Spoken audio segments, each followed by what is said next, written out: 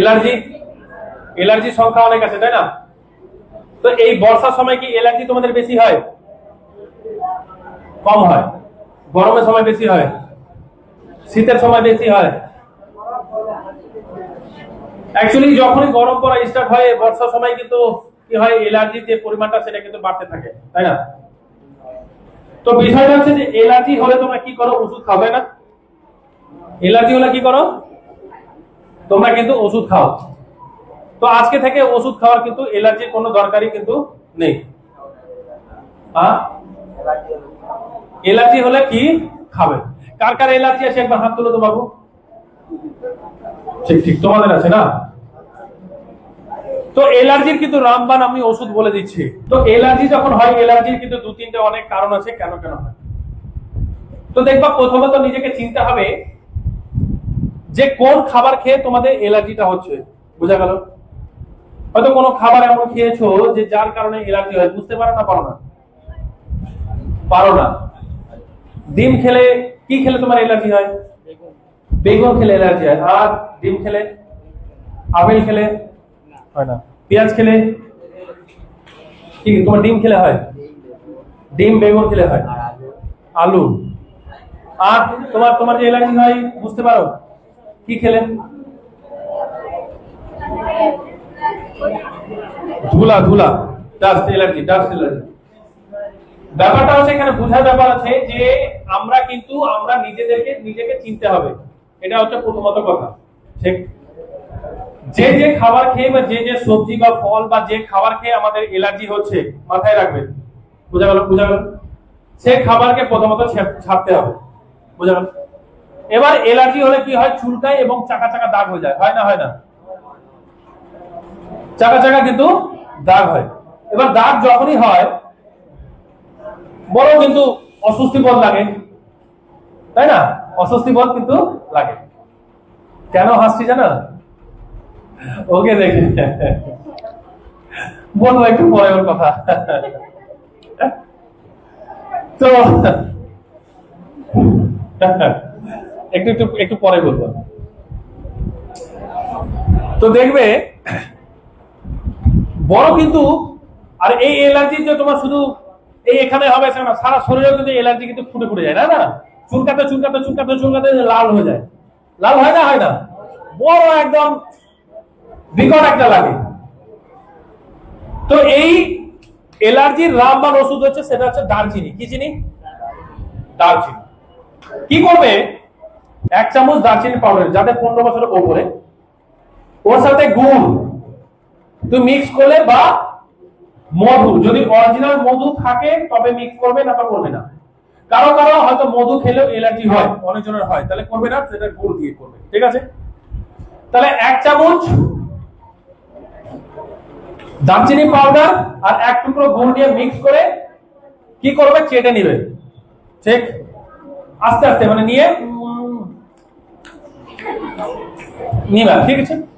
তারপরে 1 গ্লাস জল তারপরে তোমরা গরম করবে, হালকা উষ্ণ গরম জল। কি করবে, সিপ করবে।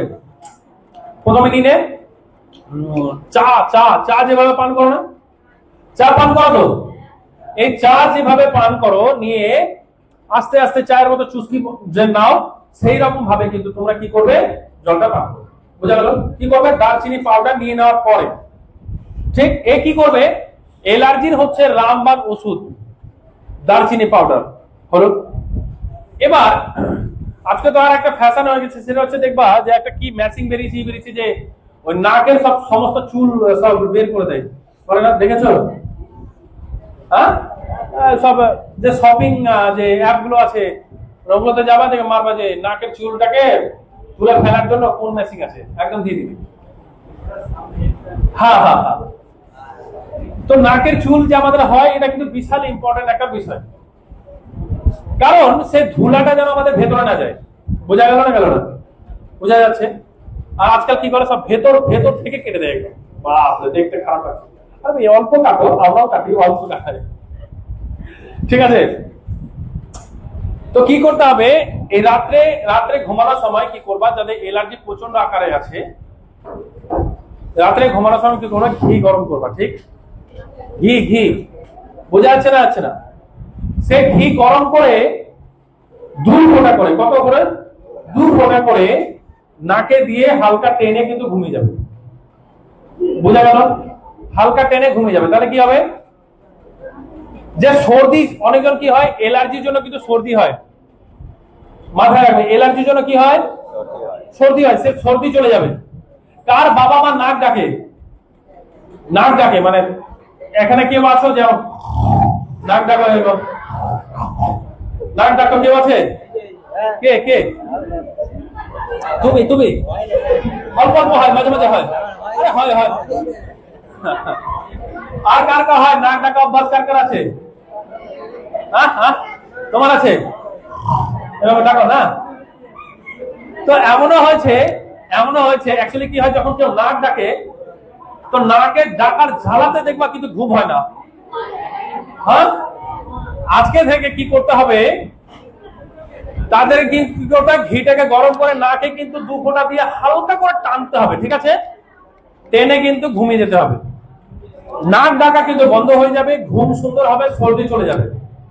এবার বেশি টানবা না, বেশি টানবা কিনা, যদি নাকে ঘি যদি থাকে, টানবা তো জিভে পড়ে যাবে, পড়ে না জিভে?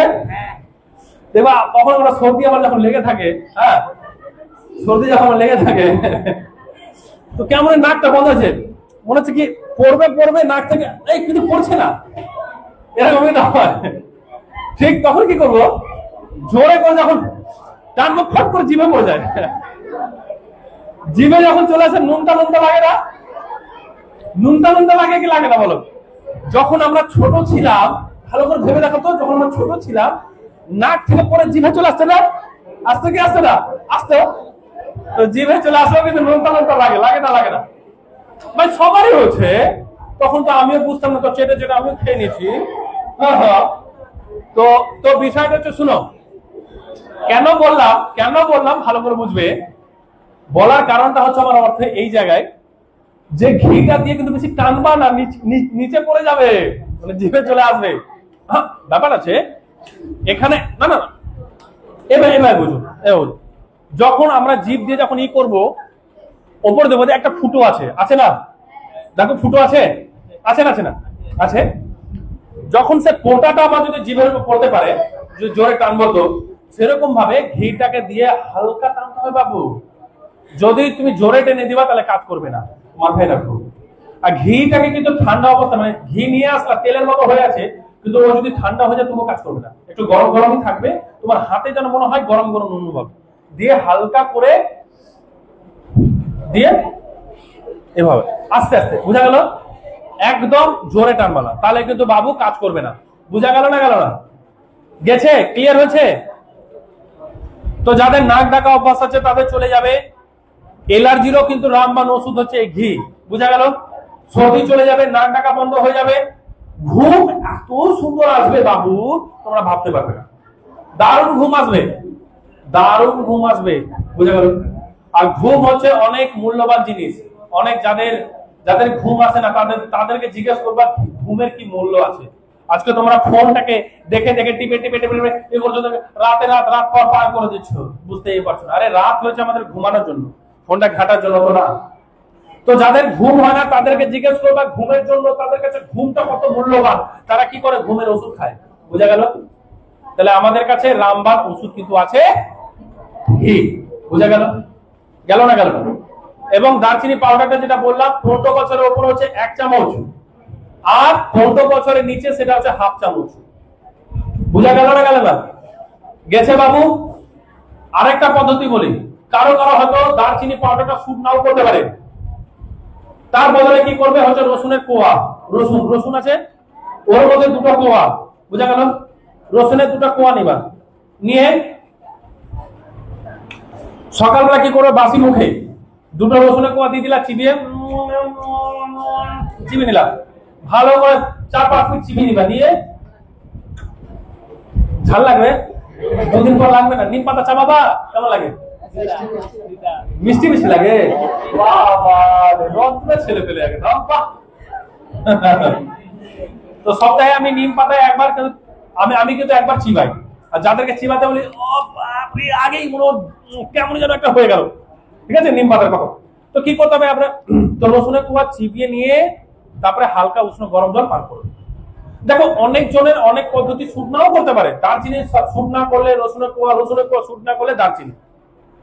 বুঝা গেল? এই এই এলার্জির কারণে না বাবু বহুত মানুষ বহুত কষ্ট পায় এবং প্রচুর ওষুধ খায়, তবুও কিন্তু সারে না। অ্যালোপ্যাথি যে কোনো ওষুধ খাবা কিছুক্ষণের জন্য ঠিক হয়ে যাবে, আবার তো ঘুরে ঘুরে হবে।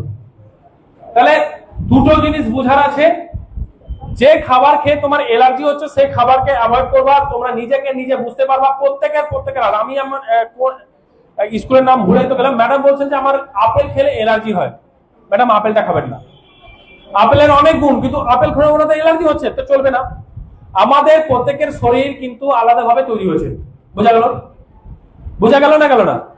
বাত পিত্ত কফ, এই আয়ুর্বেদের 3টে পার্ট আছে, ঠিক আছে?